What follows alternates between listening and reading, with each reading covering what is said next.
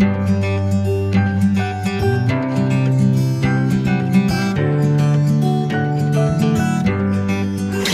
Evening बच्चे, welcome to our YouTube channel Mathophilians. तो आज देखेंगे एक्सरसाइज 4.2 का सेकंड क्वेश्चन। लिखा हुआ है solve the problem given in example number 1। तो अब एग्जांपल नंबर 1 में देखते हैं कि क्या लिखा हुआ है। तो लिखा हुआ है represent the following situation mathematically. John and Jivanti together have 45 marbles. Both of them lost 5 marbles each. And the product of the number of marbles they now have is 124. Find out how many marbles they had to start with. सबसे पहले question को समझना जरूरी है। Question जब तक आपको समझ नहीं आएगा तब तक आप इक्वेशंस नहीं बना सकते।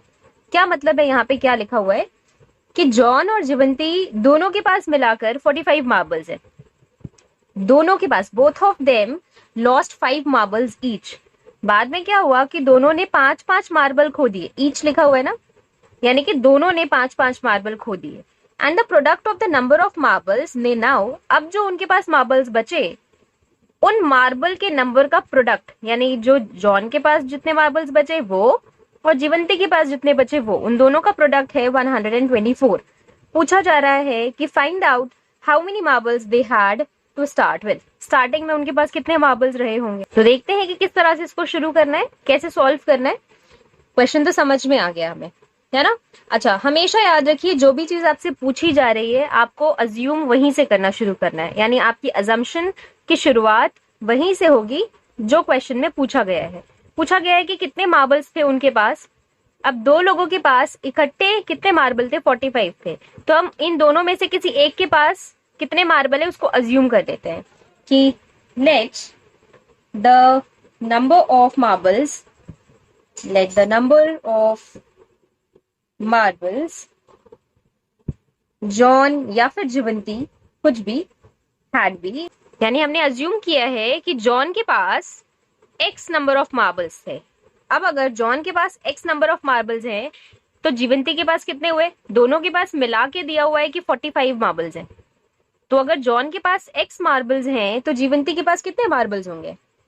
Therefore, the number of marbles जीवंती had be 45 minus x। यही होगा ना, टोटल दोनों के पास 45, अगर एक के पास x तो दूसरे के पास कितना होगा 45 माइनस x, है ना। सिंपल सी बात है। अच्छा, अब आगे क्या कह रहा है, कहता है कि उन दोनों ने 5-5 मार्बल खो दिए।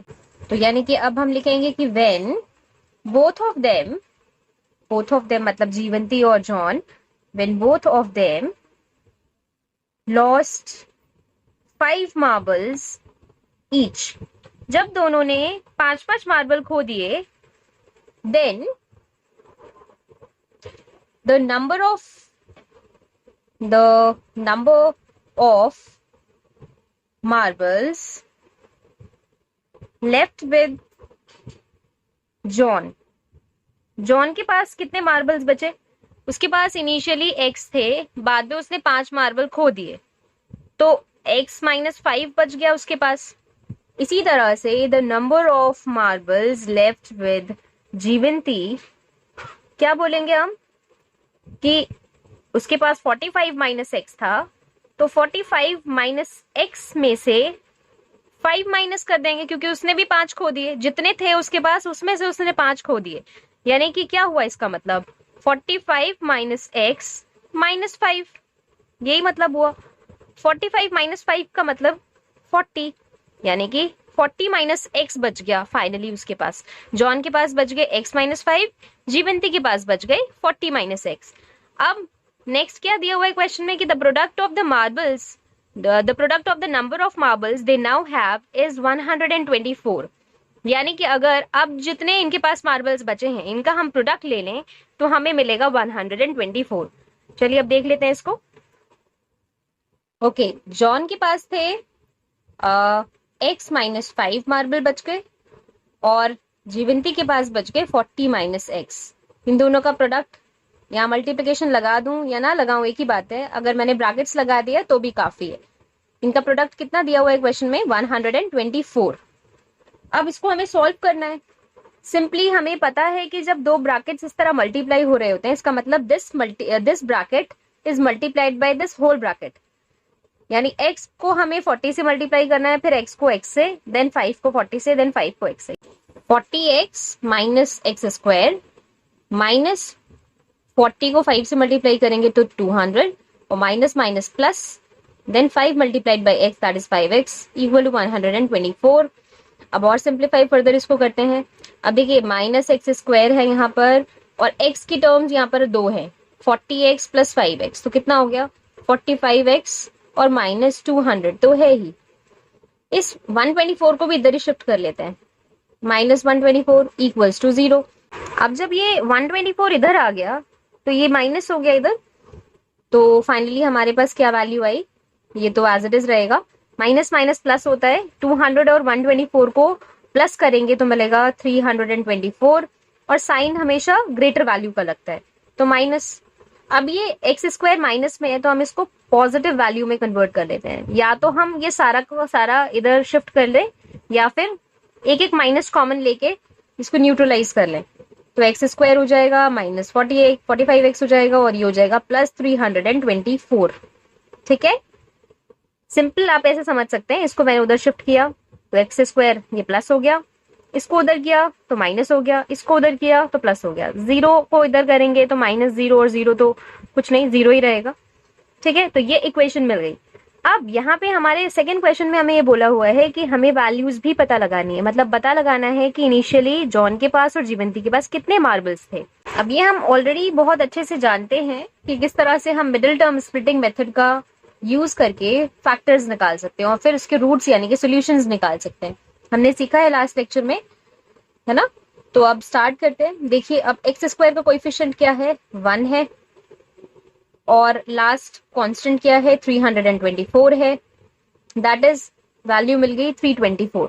अब क्या करना है, पेयर ऐसा लेना है कि उन दोनों को मल्टीप्लाई करने पे मुझे ये वैल्यू मिले, और उन दोनों को प्लस या फिर माइनस करने पे मिडिल टर्म का कोएफिशिएंट मिले। अब देखिए बहुत बड़ी वैल्यू है, आप टेबल पढ़ के तो ऐसे नहीं पता लगा सकते। क्या करेंगे, हम एलसीएम ले लेंगे 324 का। 324 का जैसे ही हम एलसीएम लेंगे तो हमें कुछ फैक्टर्स मिल जाएंगे, और फिर उन फैक्टर्स को देख के हमें अंदाजा मिलेगा कि क्या वैल्यू या क्या पेयर होना चाहिए। ठीक है, तो चलिए एलसीएम लेना शुरू करते। सबसे पहले तो 2 से ही होगा ये, 2 1 जा 2, 2 6 जा 12, 2 2 जा 4, है ना, 2 8 जा 16, 2 1 जा 2। उसके बाद 3 से हो जाएगा ये, 3 2 जा 6, 3 7 जा 21, 3 9 जा 27, 3 3 जा 9, एंड देन लास्ट 3 1 जा 3। अब देखिए यहाँ पर हम चाहे तो कुछ का ग्रुप बना लें और फिर कुछ का ग्रुप बना लें, और उससे हमें आइडिया मिल जाएगा कि क्या पेयर लेना है। जो भी पेयर लेना है आपको कुछ नंबर्स को एक पेयर में सेलेक्ट कर लेना है और दूसरे नंबर्स को दूसरी तरफ। मतलब कहने का क्या है, जैसे अगर मैं ये 3 3 को और 2 2 को ले लूं, यानी 3 3 जा 9, और 9 2 जा 18, 18 2 जा 36, 36 ले लूं एक नंबर, और बचा क्या मेरे पास, 3 3 जा 9, इसको एक तरफ ले लूं। अब देखिए 36 और 9 को ऐड करने पे डेफिनेटली आप जानते हैं कि 45 ही मिलेगा, है ना। लेकिन मुझे क्या चाहिए, -45 चाहिए, तो डेफिनेटली मैं दोनों में एक माइनस लगा लूंगी, यानी -36 और -9। समझ में आई बात। जब भी कोई बड़ी वैल्यू हो तो इसी तरह से एलसीएम लेके पेयर का सिलेक्शन करेंगे हम लोग।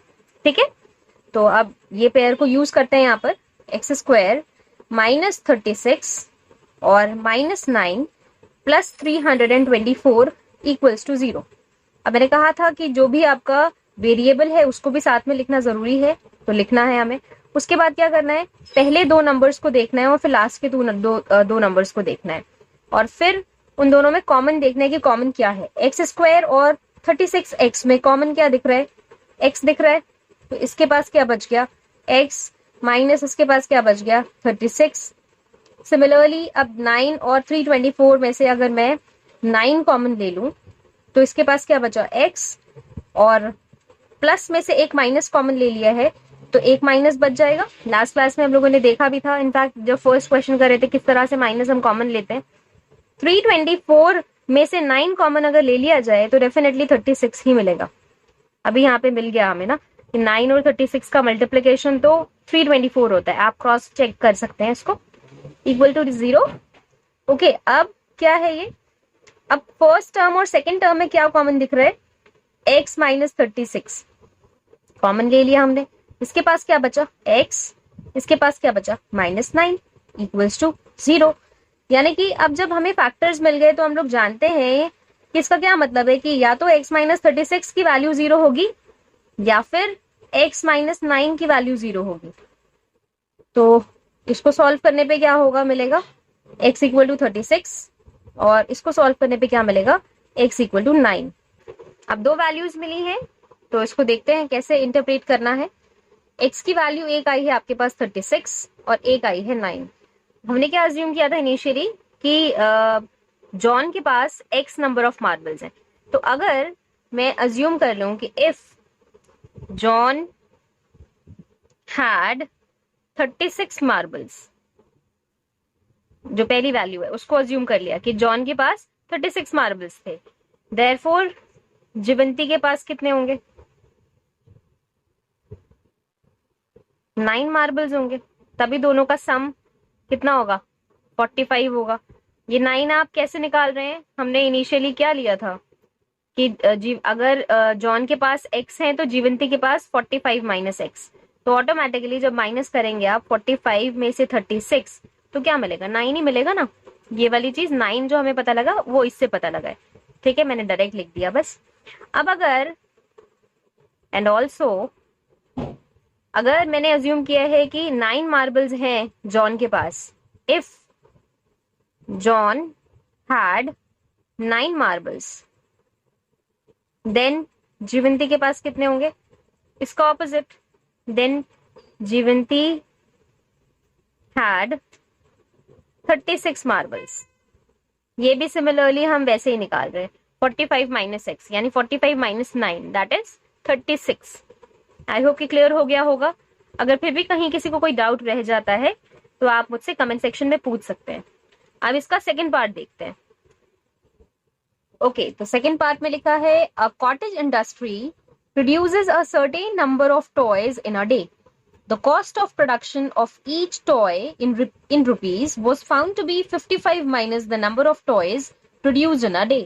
On a particular day, the total cost of production was 750 rupees. Find the number of toys produced on that day. Simple सी बात है, वो क्या कह रहा है, एक इंडस्ट्री है जो कुछ टॉयज बनाती है एक दिन में और फिर ये बता रही है कि हर एक टॉय का कॉस्ट ऑफ प्रोडक्शन क्या है, मतलब एक टॉय को बनाने की कीमत क्या है, रुपए में, रुपीज में लिखा हुआ है, वो बता रहा है कि 55 minus the number of toys produce in a day. Cost क्या है एक टॉय का, जो प्रोडक्शन में लग रहा है कॉस्ट, उसका एक टॉय का कॉस्ट है 55 माइनस जितने टॉय एक दिन में प्रोड्यूस किए गए। ठीक है, आगे कहता है कि किसी एक पर्टिकुलर डे में टोटल कॉस्ट ऑफ प्रोडक्शन जो था वो पाया गया कि 750 रुपीज है। तो आपको पता लगाना है number of toys produced on that day. तो मैंने जैसा कि कहा था, हमेशा हमारी अजम्पशन वहीं से शुरू होगी जो आपसे पूछा गया है, यानी number of toys produced on that day. तो हम लोग यही अज्यूम करेंगे कि लेट अस अज्यूम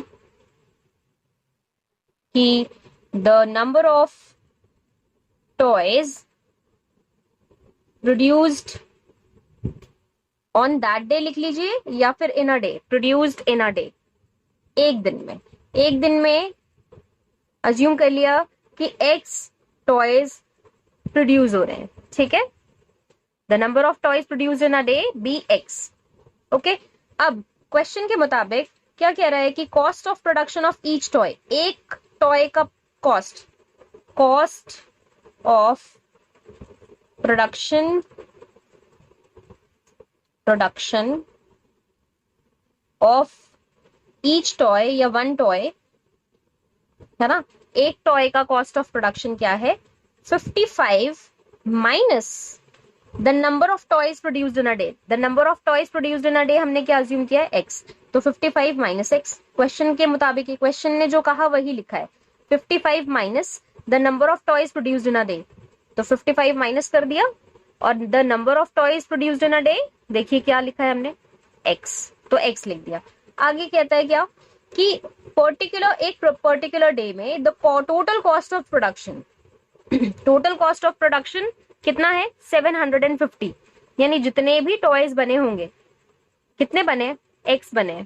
तो अगर एक टॉय का कॉस्ट 55 माइनस x है, तो x टॉयज का कॉस्ट कितना होगा, सिंपली हम निकाल सकते हैं, टोटल कॉस्ट ऑफ प्रोडक्शन अगर मुझे निकालना है, जैसे अगर मैंने कहा कि एक टॉफी आपकी है 5 रुपीज की, तो 10 टॉफीज कितने की होंगी, तो आप 10 को 5 से मल्टीप्लाई कर देंगे। तो वही काम हम यहाँ पे कर रहे हैं कि टोटल कॉस्ट ऑफ प्रोडक्शन पूछा गया है, तो हमें पता है कि टोटल टॉयज कितने हैं x, और एक टॉय का कॉस्ट कितना है 55 माइनस x। तो टोटल कॉस्ट कैसे पता लगा, total number of toys multiplied by cost of one toy. ठीक है, आई होप कि क्लियर हो गया होगा। अब ये टोटल कॉस्ट ऑलरेडी हमें गिवन है, तो टोटल कॉस्ट की जगह 750 हम यहाँ पे पुट कर देंगे। और क्या हुआ है, अब x multiplied by 55 minus x, यानी 55x minus x into x, that is x square. Therefore मैं ऐसा लिख सकती हूँ ना, x स्क्वायर को इस तरफ शिफ्ट कर लूं, क्योंकि माइनस में था तो इधर शिफ्ट करेंगे तो प्लस x स्क्वायर, इसको भी इधर शिफ्ट कर लेते हैं, माइनस 55x और प्लस 750 तो था ही। राइट साइड पे जितनी चीजें थी, जितने भी हमारे टर्म्स थे, उनको हमने शिफ्ट कर लिया, तो इस साइड पे क्या बचा, 0। एक क्वाड्रेटिक इक्वेशन आपको दिख रही होगी, तो अब इसको क्या करना है, सॉल्व करना है, इसके सॉल्यूशंस निकालने हैं। तो सबसे पहले मिडिल टर्म स्प्लिटिंग मेथड से हम इसको सॉल्व करने की कोशिश करते हैं, क्योंकि हमने तो अभी एक ही मेथड पढ़ा है ना। तो स्टार्ट करते हैं। एक्स स्क्वायर का कोएफिशिएंट क्या है, 1 है। लास्ट कांस्टेंट टर्म क्या है, प्लस 750, दैट इज मल्टीप्लाई करेंगे तो क्या मिलेगा 750। फिर से एक बड़ी वैल्यू मिली है, तो अब क्या करें, सबसे पहले इसका एलसीएम ले लेते हैं ताकि हमें फैक्टर्स मिल जाएं और फिर हमारे लिए आसानी हो पेयर का सिलेक्शन करना। ये देखिए एलसीएम ले लिया है मैंने, इसका एलसीएम लेना तो आता है आपको ऑलरेडी। ठीक है, अब देखिए क्या करना है, हमें एक पेयर का सिलेक्शन करना है इस तरह से कि उनको मल्टीप्लाई करने पे मुझे 750 मिले। अब डेफिनेटली जो भी मैं पेयर लूंगी उनको मल्टीप्लाई करने पे तो 750 ही मिलेगा, क्योंकि 750 के ही फैक्टर्स हैं ये। मुझे देखना ये है कि उनको जोड़ने या फिर माइनस करने पे मुझे मिडिल टर्म का कोएफिशिएंट मिलना चाहिए, दैट इज -55 मिलना चाहिए। अगर मैं इन दोनों का को मल्टीप्लाई कर लूं, दैट इज 25, और दूसरा क्या बचा ये, यानी 5 3 जा 15, 15 2 जा 30, 30 और 25 को ऐड करूं कितना मिलेगा, 55 मिलेगा, है ना। लेकिन मुझे क्या चाहिए, -55 चाहिए, तो मैं यहाँ पे भी एक माइनस ले लूंगी, यहाँ पे भी एक माइनस ले लूंगी। तो माइनस लेने पे क्या होगा, -55 मिल जाएगा, -25 और -30 को हम ऐड करेंगे तो -55, यानी कि मिडिल टर्म का कोएफिशिएंट मुझे मिल जाएगा। तो अब इसको लिखते हैं अपने मिडिल टर्म को अपने पेयर के फॉर्म में, यानी स्प्लिट करके, दैट इज -25x और -30x प्लस 750 इक्वल्स टू 0। अब देखिए फर्स्ट टू टर्म्स में क्या कॉमन है, सिर्फ और सिर्फ x कॉमन है। क्या बच गया इसके पास, x, -25x में से x बाहर ले लिया तो क्या बचा 25। अब लास्ट की टू टर्म्स में से कॉमन देखना है, -30x है और प्लस 750 है। दोनों के पास, एक के पास माइनस और एक के पास प्लस है, तो डेफिनेटली हम एक माइनस का साइन बाहर ले लेते हैं कॉमन, और 30 दोनों में कॉमन आ जाएगा, क्योंकि 750 को हम फैक्टराइज कर सकते हैं ना इस फॉर्म में, 25 इंटू 30, तो 30 दोनों में आ गया, तो 30 कॉमन ले लिया हमने इसको।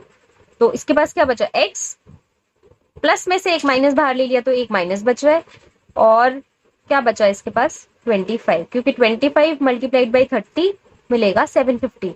आप चाहें तो क्रॉस चेक कर सकते हैं इसको। अच्छा अब देखिए ये वाली टर्म और ये वाली टर्म दोनों में कॉमन क्या है, x -25 कॉमन है ना। तो इस पहली टर्म में से x -25 को कॉमन ले लिया तो क्या बचा x, और इस पूरी टर्म में से x -25 को कॉमन ले लिया तो क्या बचा -30 इक्वल्स टू 0। इसका मतलब है कि x -25 या तो 0 होगा या फिर x -30 0 होगा। x माइनस 25 0 है, इसका क्या मतलब है कि x equal to 25। Simple equation है, इसको सॉल्व करना हमें आता ही है। और यहाँ पर जब इसको सॉल्व किया तो x इक्वल टू 30 मिला, यानी दो वैल्यूज मिल गई हमें। तो यानी कि या तो एक दिन में 25 टॉय का प्रोडक्शन हो रहा है, या नहीं तो 30 टॉयज का प्रोडक्शन हो रहा है। तो फाइनली हम लोग लिख लेंगे कि hence the number of toys produced in a day will be either 25 और 30। आई होप क्लियर हो गया होगा आपको। तो आप आज के लिए इतना ही रखते हैं, अगले क्वेश्चंस को हम नेक्स्ट वीडियोस में देखेंगे। अगर आपको वीडियो अच्छी लगी हो तो वीडियो को लाइक कीजिए, शेयर कीजिए अपने दोस्तों के साथ और चैनल को सब्सक्राइब कीजिए, ताकि आने वाले वीडियो की हर नई नोटिफिकेशन आपको टाइम पर मिल सके। Okay, good bye.